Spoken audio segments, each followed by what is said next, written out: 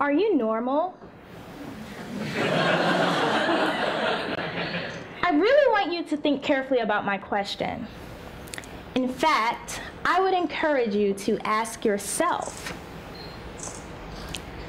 I can remember opening my Bible when I was about 9 years old and looking for the word normal. Funny enough, I found a lot of words that seemed anything but. I would sit on the floor in my family's living room and read the Bible for hours, searching for instructions on how to be normal. I read the Bible because that was where my mother said all of the answers to life's questions were. Then I sought the dictionary. It was there where I found a simple definition: normal, common, usual, regular.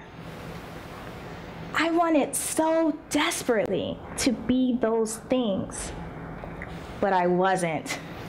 I was extremely quiet around my extended family members, and that was uncommon in my family. I was oddly brave and enjoyed climbing trees and leaping across buildings. Yeah, and that was unusual. I also devoured stories and hated cartoons. Regular? I was not common, usual, or regular, and I wasn't meant to be. When I was 10 years old, I became aware of just how different I was. My mother is schizophrenic.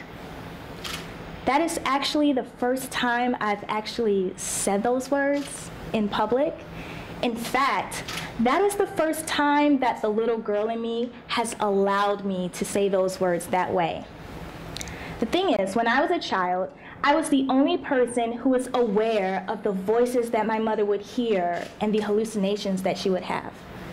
I am the third child of 4, and my mother's decision to appear common, usual, and regular around everyone except me actually made me feel proud, and I tried my best to deliver on my role as confidant. Funny enough, even today, I feel honored when I find someone and they allow their true, uncommon self out to communicate with me. True magic and growth occur when people forget about conformity, allowing their unique gifts freedom to find their way out into the world. So, when my mother came home at night and took off her costume, donned in common, usual, and regular, I had an opportunity to marvel in her brilliance. But there were times when my mother became distracted by the voices in her head. And now looking back, I feel relieved that I, just like you, have my own unique gifts that are not the same as everyone else's, because my gifts helped me to help my mother. I am an educator and a lover of words. And although my earliest memories of how such has benefited me came out of quite uncommon circumstances, I know that my gifts, just like yours, are awesome. And you can't be awesome if you're always trying to be normal. So, when my mother complained about the voices in her head, I pretended to hear them too. I would sit down with her in dark corners and tell her all about the things that the voices told me throughout the day. It was then when I learned the power of language and words. I learned that it was best never to encourage my mother to use possessive pronouns when discussing unhappy voices or thoughts. Because as soon as something is verbally owned as ours, we begin to embrace it and hold on to it. It becomes an extension of who we are. So instead of saying my voices or my unhappy thoughts, my mother said those voices and those unhappy thoughts. This method also brought me happiness during times when my mind would press rewind and play, as our thoughts often do, and remind me of my mother's most recent upsetting episodes. You see, because she was my mother, and I knew that my mother had a secret illness that was quite scary, the my's in the equation often compelled me to take ownership of the illness as well. She was my mother.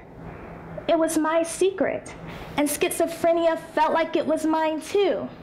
But it didn't feel right, so I refused to take ownership of anything that was not mine.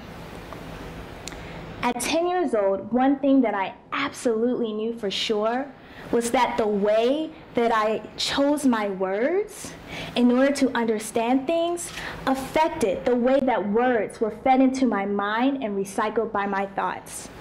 The words that you choose determine your view of the world around you. Choose them wisely. I remember one night, my mother was terrified. I was 11 years old, and the only sound that I could hear was the sound of her shaking hands, hitting her legs. She had asked me if I had heard a voice because something had said something horrible to her. I didn't hear anything, but the look in her eyes told me that there was no way that I could ever say that. So in that moment, I stood there, and although I was afraid, I realized that fear wasn't the only thing that I felt. And I learned a lesson then. Oftentimes, we choose one emotion. If we're angry, we only want to feel anger. And if we're sad, we think that we can only feel sadness. But at that moment, I acknowledged different emotions. I felt the fear that caused my arms to shake. I felt the love that pushed me to think harder and come up with something. And I felt happiness. Yeah. I was happy because my little sister wasn't there and she didn't witness that moment. And the relief that I felt made me happy.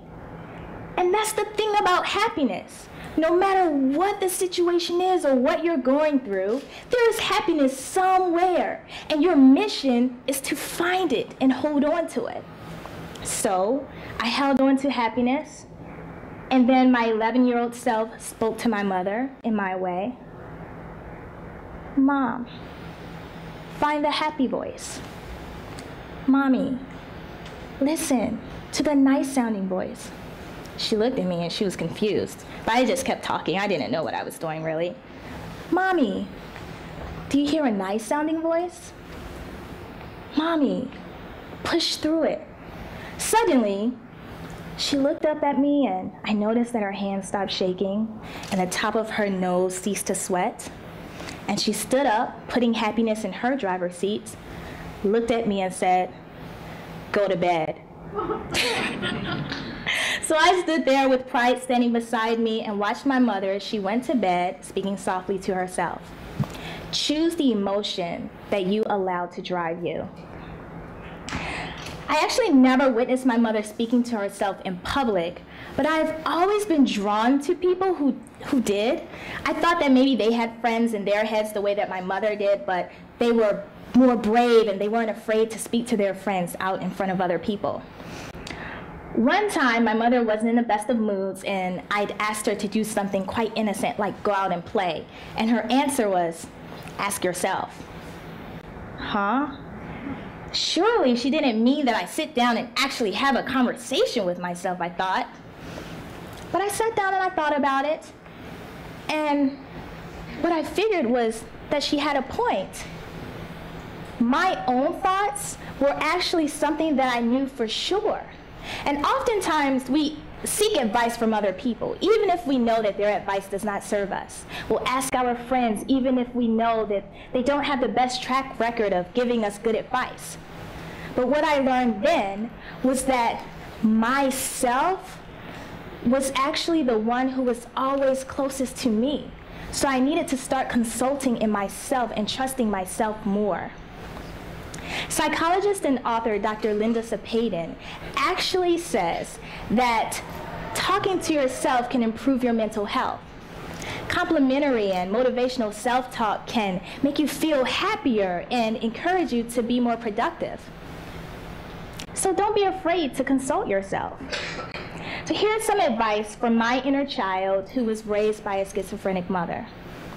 If you're ever experiencing a moment of sadness or anger or just something that doesn't quite feel right to you, be mindful of the way that you tell your stories to yourself. Choose the emotions that drive you. And if you still aren't feeling better, ask yourself about it. There isn't anything normal about what I'm telling you, but who wants to be normal anyway? Don't be normal. Be awesome.